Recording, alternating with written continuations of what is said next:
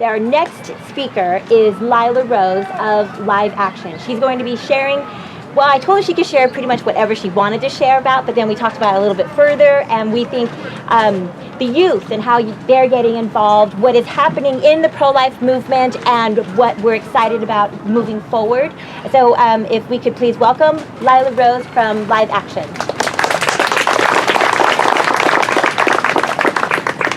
Thank you so much, Catherine, and thank you all of you for coming on this not too hot yet morning, but it's so important to spend our time to be a witness that's prayerful, that's peaceful, that's loving, but that is very, very bold, especially at a time like this in our country when we're facing an incredible evil, an evil that is propped up by the government.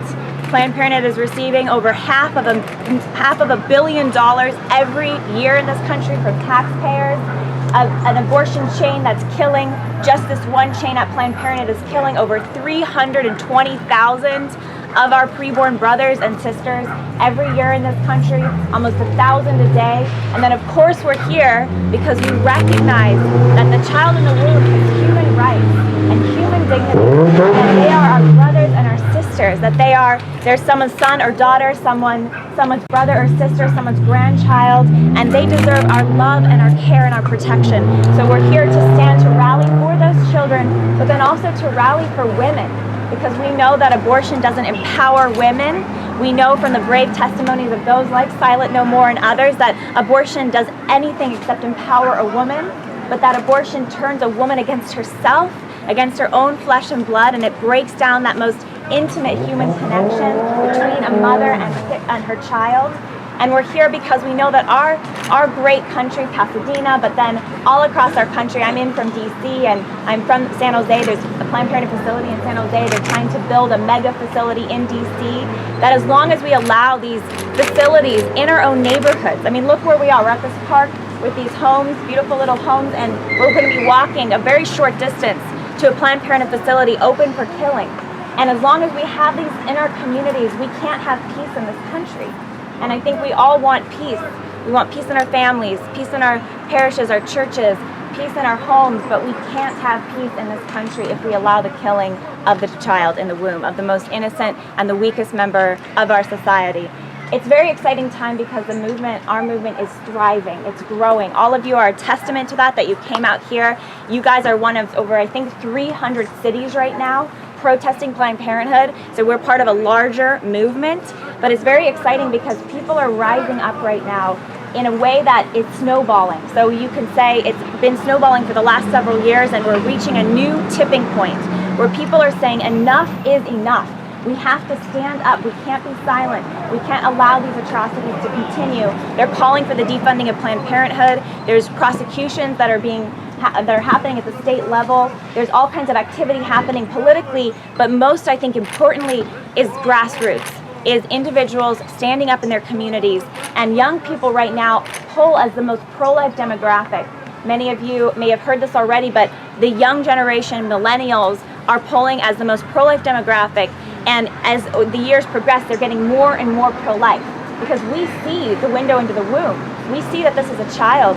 And when we're experiencing and we're learning about the abuses of the abortion industry, like the latest videos from CMP showing Planned Parenthood officials bartering and negotiating over the parts of the children that they kill. And even here in Pasadena, Dr. Mary Gatter, who's the director of their medical services, she's their top abortionist. There's a film just that was released in the last 8 weeks of Dr. Mary Gatter, and she's, again, the boss here. She's the boss of the facility. We're about to go pray earnestly to God for it to shut down, and she's the one who on film is joking about how she wants to use the money made from the selling of the baby's body parts to buy a Lamborghini.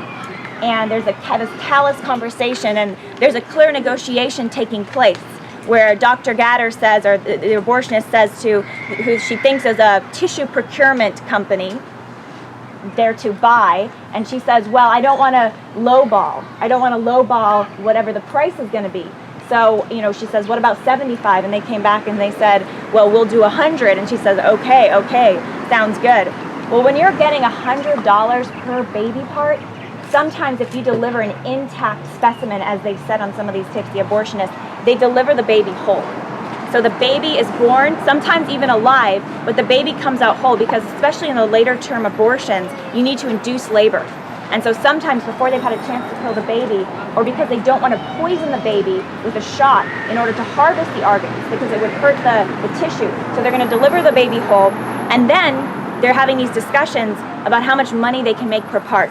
So if you're making $100 per part, and there are heart, lung, liver, brain, you're talking maybe 500 plus per child. So there's this incredibly sick business on top of the $500 to thousands of dollars each abortion costs of the baby parts trafficking that's happening in our country, and it's very clear what's happening on the tapes. So I want to just encourage everyone. It's so good that we're out here. It's so important that we're here to pray, because God, at the end of the day, this is His battle. And He, I firmly believe, wants our nation to be restored. People say to me sometimes, Lila, you know, it's so bad. There's all these abortion facilities and all this money, and you know, people are. It's just a terrible thing. The country is going down the toilet. It's just the country is just headed the wrong direction.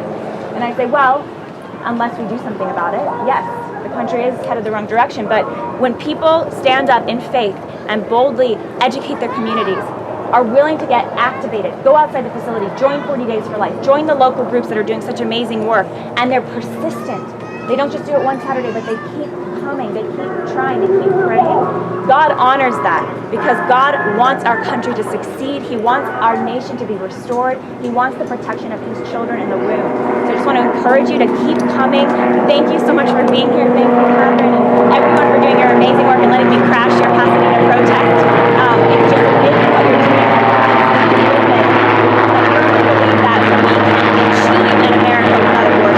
If we're willing to pray and fight for it and believe that God, all-powerful God, can perform this work with us being His hands and His feet. So thanks so much, and God bless you. Thanks again, Catherine.